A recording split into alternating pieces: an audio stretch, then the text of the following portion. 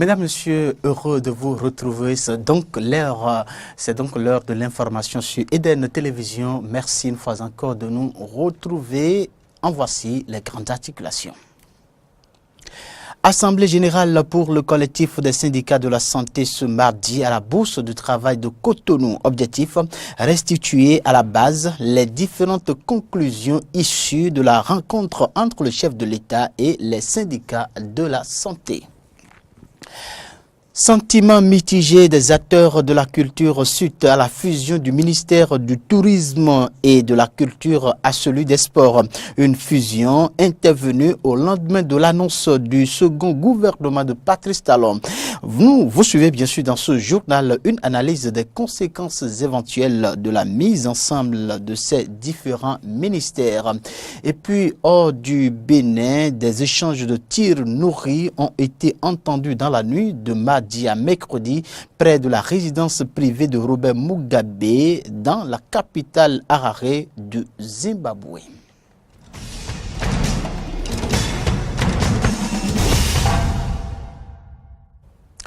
Bienvenue à toutes et à tous.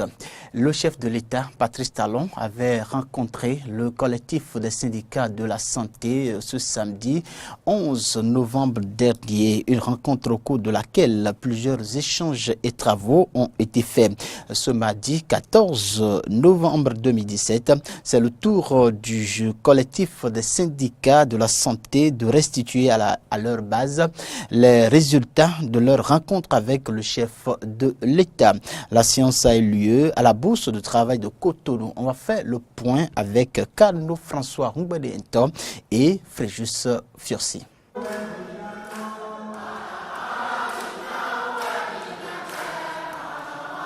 Après la rencontre du chef de l'État avec le collectif des syndicats de la santé, le samedi 11 novembre dernier, à la présidence de la République, les agents grévistes ont eu droit ce mardi à une séance de restitution à la Bourse du travail à Cotonou de la part du collectif des syndicats de la santé du Sud et du Centre.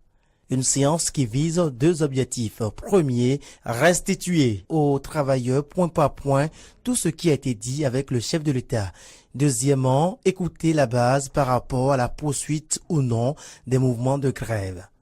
Nous devons retourner à la base et faire le point. Il revient à la base de nous dire ce que vous avez ramené permet d'aller dans tel ou tel autre sens. Et c'est cela qui a fait que jusqu'à ce matin, il y a beaucoup de tergiversations, beaucoup de gens qui pensent qu'on n'est pas béninois bon teint, ou bien que le fait d'avoir rencontré le chef de l'État n'a pas été un élément suffisant pour nous. Des gens qui n'ont pas compris dramatisent. Je voudrais profiter de l'occasion pour dire c'est comme ça que nous fonctionnons. Ça peut ne pas être le cas parfois. Dans le passé, nous avons décidé de respecter les règles du jeu. Et pour cela, désormais, il faut que les journalistes comprennent, même si on dépasse Talon et qu'on nous envoie être reçus par Macron ou bien, je ne sais pas, par Trump, on reviendra dire aux travailleurs ce qu'on nous a dit avant de décider de quoi que ce soit. Du soutien, ils en ont eu, en témoigne ce bref et riche passage de Kassan Mampo, le secrétaire général de la CSTB. Bravo pour avoir obligé Patrice Talon à négocier avec vous. Après environ 2 heures d'échange avec le base, il ressort ce qui suit. Donc nous avons tout entendu.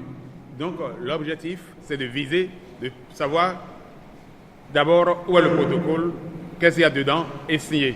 Et après ça, nous pourrons vous tenir informés de tout ce qu'il y a. Nous allons écouter aussi, avoir l'information des autres départements dans la journée sûrement. Ils vont finir tout à l'heure, nous allons les appeler. Et nous allons réunir et on va voir ce qu'il y a exactement. Le secteur de la santé étant un domaine sensible, il est impératif pour gouvernement et syndicats de trouver un terrain d'entente concernant la signature du protocole d'accord, une signature qui, selon les propos du porte-parole du collectif, sera effective les heures à venir. Que pensent à présent les citoyens béninois des conclusions issues de cette rencontre du chef de l'État avec les syndicats de la santé? La réponse, c'est dans ces propos recueillis par Fréjus Serlan. Un travail important a été fait. Ils ont réussi à balayer le terrain et le chef de l'État, en bon père de famille, a pris donc la situation en main et a négocié avec les grévistes. Et la bonne information est sortie finalement. C'est la preuve que l'intervention, l'implication directe et personnelle du chef de l'État était nécessaire. Parce que là où les membres du gouvernement n'ont pas réussi à faire bouger les choses, le chef de l'État est arrivé là et a donc tissé sa corde à la corde des membres du gouvernement. Ceci étant, le chef de l'État a dit qu'il y aura relecture. C'est très important. Comme ça, le débat reste ouvert, contrairement à ce qui a été dit jusque-là. Et si la grève avait continué jusque-là, c'est parce que justement cette information n'était pas parvenue aux agents grévistes. Dès lors qu'ils ont rencontré le chef de l'État, je dis que c'est déjà un grand pas. D'abord, le chef de l'État est un homme de méthode. Il est un homme pragmatique. Et quand on le rencontre, c'est sûr qu'on doit démordre. Moi, je sais ça. Mais quand ils disent que leur première revendication, ce n'est pas forcément du côté de l'argent, je veux dire côté pécuniaire, moi je dis il y a eu une sorte d'hypocrisie à ce niveau. Bon, si c'est de la des réformes qui réclament tout ce qu'ils sont en train de réclamer depuis lors, bon, ils sont dans leurs droits. Mais les réformes si on va en profondeur, c'est du ressort du chef de l'État. Parce que c'est lui le patron aujourd'hui. Mais c'est un homme ouvert au dialogue. Ils n'ont qu'à faire une diligence, c'est-à-dire et proposer des choses concrètes pour ne pas encore végéter dans des situations de grève illimitées. Ou bien. Si la communication a pu passer, il y a 3 éléments. L'émetteur, le canal et puis le récepteur. Ça veut dire que l'émetteur a joué son rôle. Et puis le conducteur, dont nous parlons, le canal aussi, a bien transmis le message et puis le récepteur l'a bien accueilli.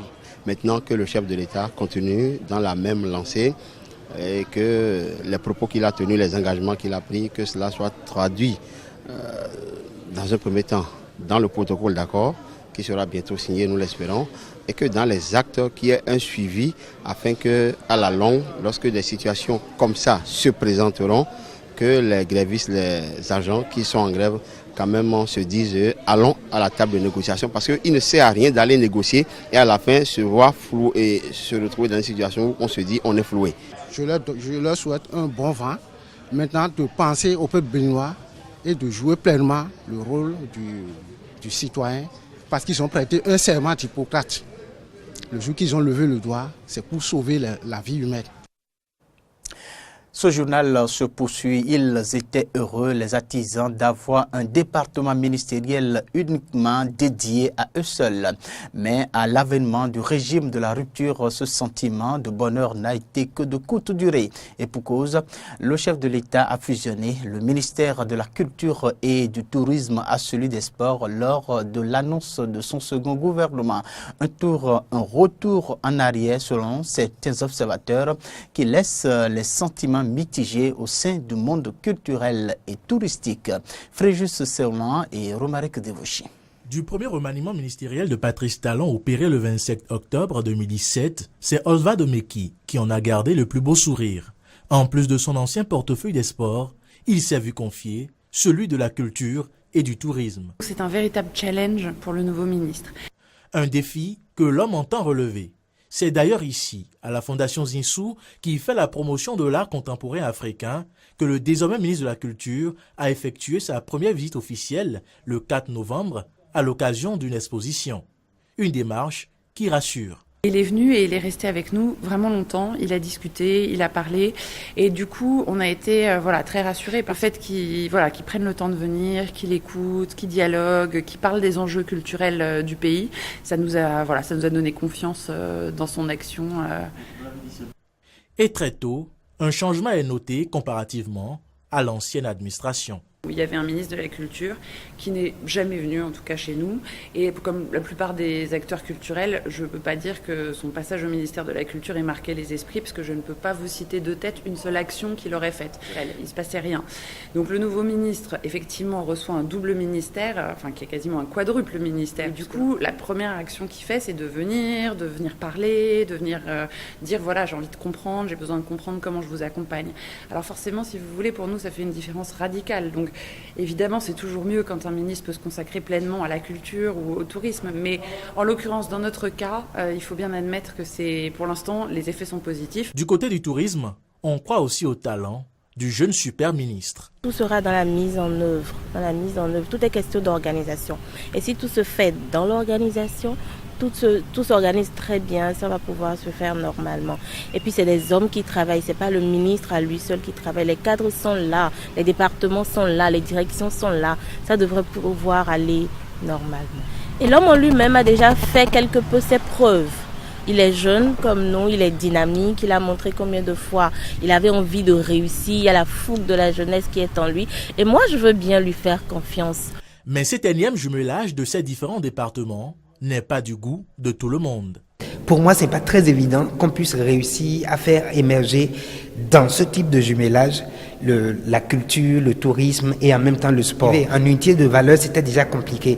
Monsieur Alvad Omeki est-il déjà parvenu à régler tous les problèmes qui sont liés au secteur des sports avant qu'on ne lui donne la nouvelle charge des arts? Et en plus des arts et culture, on lui dit qu'avec tout ça, il y a le tourisme. Ça ressemble à un piège pour lui et pour nous les artistes. Ça ressemble encore à un piège pour même les acteurs sportifs. Et pour moi, c'est que la conséquence tout de suite, c'est que ce monsieur veuille régler tous les problèmes. Il est assez dynamique, qu'il veuille régler tous les problèmes et qu'au final, qu'il ne puisse pas en résoudre un seul.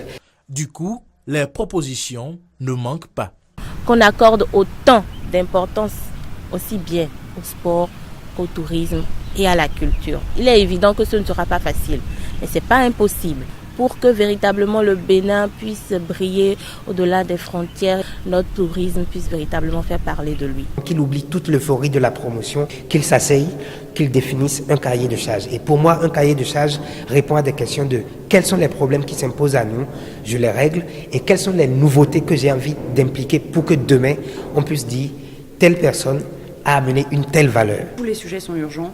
J'ai envie de dire, le patrimoine, c'est peut-être ce qu'il y a de plus urgent parce que c'est ce qui se détruit, c'est ce qui disparaît. Le patrimoine, une fois qu'il aura disparu, qu'est-ce qu'on va garder de notre histoire ? L'actualité ce jour, c'est aussi du côté de l'Okossa où nous allons retrouver Jonas Bouchi qui évoque une réalité en milieu scolaire que prévoient les tests en matière de sécurité alimentaire dans les établissements scolaires. Et qu'est-ce qui se fait en réalité pour assurer la qualité des repas que consomment les enfants dans les écoles?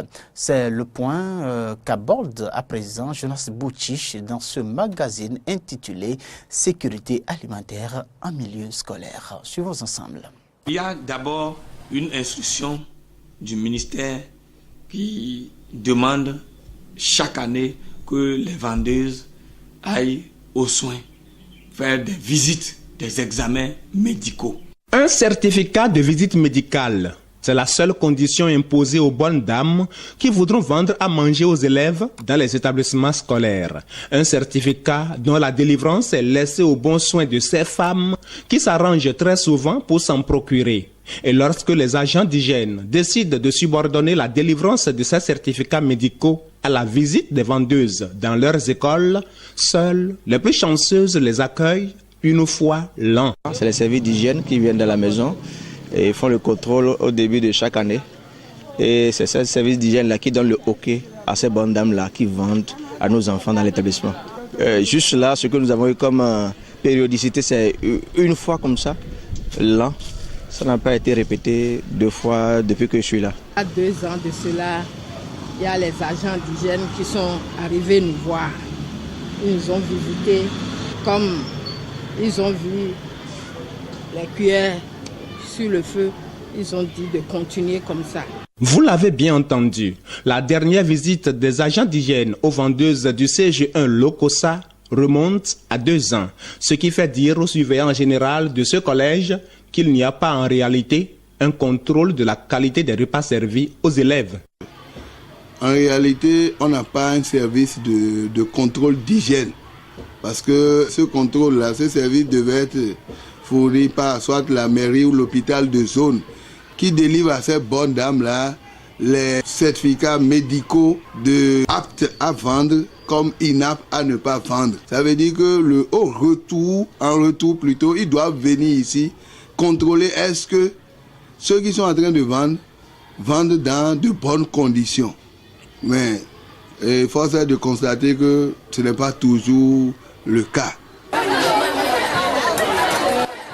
Comment peut-on se fier à la bonne volonté des vendeuses de nourriture dans les établissements scolaires pour assurer une bonne qualité des repas servis aux élèves, alors qu'on sait bien que la cupidité ne laissera jamais place à la pitié dans le cœur de ces commerçantes de nourriture pour qu'elles se préoccupent de la santé des enfants? Nous restons toujours à Lokossa pour répondre à cette question que pose Jonas Bochi.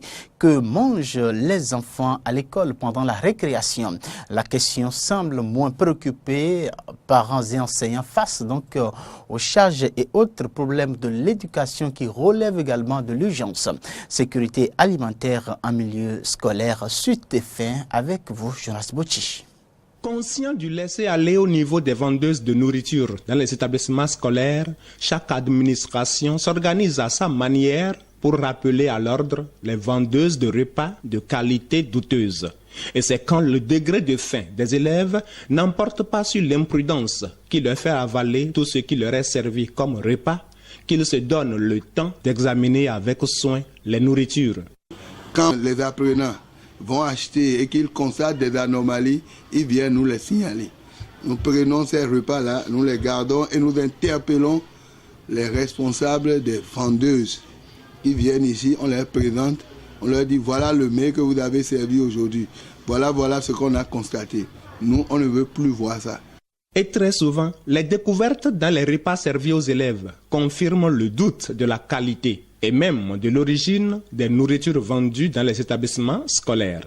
L'année passée, il y a un élève qui a vu de l'os dans du pâté. Ils sont partis se plaindre à la surveillance. Mais la vendeuse, le surveillant l'a appelé, ils ont traité ça là-bas. Quand les membres de l'administration scolaire veillent faire le contrôle avant que les repas ne soient servis aux élèves pendant la récréation, ils se contentent seulement d'une simple observation des repas. Contrôle pointu au plan hygiénique, on ne peut pas vous dire ça parce que là, il faut des spécialistes. Nous le faisons à l'œil nu. Et c'est à l'œil nu que nous disons que c'est bien fait. Or, si les spécialistes venaient sur le terrain, je pense qu'avec leur méthode, ils pourront nous dire que tel mets, avec tel produit, tel mets, il y a trop de concentration de tel produit, mais nous, alors on voit à l'œil nu, on se dit qu'apparemment c'est bon. Et si apparemment c'est bon, nous on ne peut que donner le feu vert à nos apprenants pour consommer. Un contrôle par simple observation avec des gens qui ne s'y connaissent pas en nutrition, c'est pour certifier une qualité apparente des repas servis aux élèves dans les établissements scolaires. À Borgne, voilà, et là nous sommes déjà en Allemagne, la rencontre des maires ce lundi dans le cadre de la Convention des maires. Présent à cette rencontre, 2 maires venus du Bénin, Luc Atropo de Boïcon et Charlemagne Ronfort, maire de Semekodi. Cette séance a permis aux maires de présenter les actions menées dans leurs différentes localités, surtout en termes de sensibilisation des populations aux effets néfastes des changements climatiques et les dispositions d'adaptation prises. L'accent a été également mis sur la promotion de l'énergie renouvelable où, par exemple, le Maroc pilote un projet qui permet de doter les bâtiments d'énergie renouvelable. On va écouter les 2 maires. Ils sont au micro de Antoinette Sagbo, présente à Borne en Allemagne. Nous travaillons à former les chefs de service, à échanger les expériences au niveau du zoo qui fait quand même environ 800 000 âmes. Et nous pensons que c'est en travaillant de la sorte que nous parviendrons à régler à l'échelle de nos communes ce problème qui au fait est un problème planétaire et qui ne saurait avoir solution si les élus locaux ne sont intimement associés au travail qui se fait. Ou les expériences qui ont été faites au niveau de Planète Zoo ont été saluées par tous ceux qui sont membres de la Convention des maires. Notre message est unique. Il faut que nous passions de l'étape des discours à l'étape des actions. Si nous voulons réussir à juguler ce que nous pourrons appeler à juste titre fléau aujourd'hui, il faut que nous travaillions à ce que les moyens soient mis à disposition, que les moyens soient mis dans du concret. Il y a peut-être une vingtaine d'années, pour des gens qui savaient que du lac à la mer, il y avait peut-être une dizaine de kilomètres et qui se lèvent et qui constatent aujourd'hui que c'est à moins de 2 kilomètres. Donc il faut aujourd'hui et tout de suite agir. Agir suppose d'abord de voir le comportement humain, ce que nous-mêmes d'abord nous faisons et que nous pouvons éloigner pour qu'on puisse être à l'abri donc de cette menace. Deuxième chose, quels sont les types de moyens qu'il faut mettre ensemble avec les autres pays parce que nous ne pouvons pas vivre en autarcie et réussir donc à épargner de nous donc ce danger qui est un danger planétaire. Vous allez constater que pour le cas de chez nous par exemple, la désertification est liée à un certain nombre de phénomènes qui constituent un danger pour nous aujourd'hui. Donc il faut partager d'abord l'expérience des autres et voir par rapport à ce que nous-mêmes nous faisons chez nous pour intégrer dans un programme global. Toujours à Bonn, en Allemagne, s'est tenue ce mardi la conférence ministérielle africaine sur l'environnement en préparation à la COP23 de la Convention cadre des Nations Unies sur les changements climatiques. Cette rencontre a pour objectif principal de permettre au groupe de négociateurs africains GENA sur les changements climatiques de tenir les ministres au courant de l'état d'avancement des négociations et de les aider à collaborer efficacement avec leurs homologues des autres régions du monde lors du segment de haut niveau des négociations prévues pour ce mercredi 15 novembre 2017 en présence des chefs d'État américains et français. Cette réunion devrait enfin permettre de fournir une plateforme de vue commune africaine afin de faire avancer la mise en œuvre de l'accord de Paris. Pour réduire l'utilisation du charbon à ce rendez-vous historique sur le climat en Allemagne à la COP23, le Bénin n'est pas donc resté en marge de l'atelier d'exposition des innovations à Bonne Zone où sont exposés les fruits de recherche sur le stand du Bénin. Nous avons le barbecue à gaz, un appareil qui permet de réduire l'exploitation du charbon à bois afin donc de lutter contre la déforestation. Plus d'explications dans cet extrait de Clément Cotan, directeur de l'unité de protection de l'environnement. Vous avez ici un barbecue que nous appelons COP23 qui sert à griller la viande, les poissons et autres. Et pourquoi ça? Juste pour diminuer un tant soit peu l'utilisation du charbon et du bois de feu. Nous venons juste à la COP pour montrer ces photos et montrer que le Bénin, pour mieux cerner tous les effets néfastes de la déforestation, a des innovations. Et c'est nos innovations, ça fait partie de nos innovations. Vous savez, la première matière première ici, c'est la carrosserie d'un véhicule en fin de vie. Quand nos voitures sont complètement moralisées, on les voit dans les casses, nous récupérons la carrosserie du véhicule. Et c'est ça qui fait ceci. Au niveau, après ça, vous verrez à l'intérieur du barbecue, vous verrez la sortie de flamme. Là aussi, c'est des fers qu'on retrouve dans les décharges que nous récupérons aussi et que nous travaillons. Donc, du coup, nous faisons de la valorisation pour la fin de vie de nos véhicules. Les autres modèles des fourneaux que nous faisons, la plupart sont accessibles aux populations et vous le savez mieux que moi.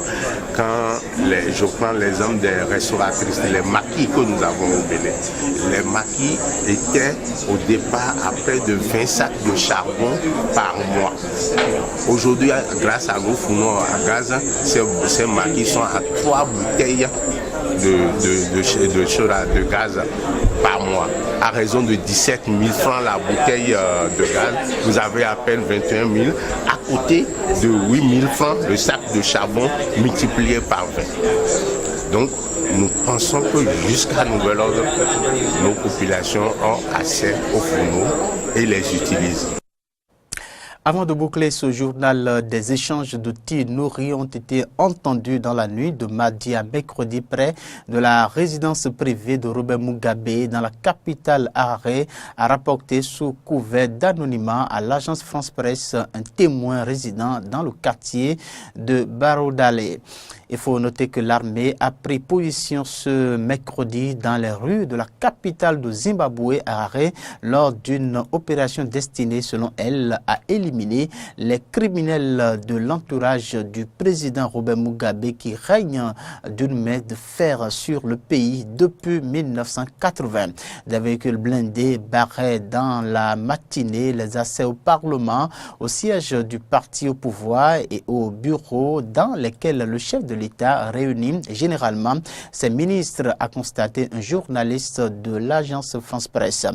Quelques heures plus tôt, un officier supérieur a annoncé à la télévision nationale que l'armée était intervenue contre des criminels de l'entourage du président Mugabe, mais démenti toute tentative de coup d'État. On va l'écouter.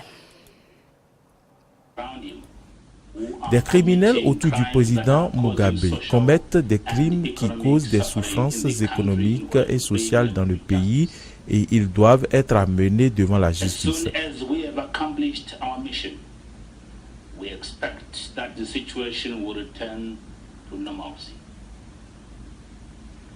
Dès que nous aurons accompli notre mission, nous nous attendons à ce que la situation redevienne normale. Aux fonctionnaires, comme vous le savez, il existe un plan par les mêmes individus pour influencer la purge en cours au sein de la sphère politique.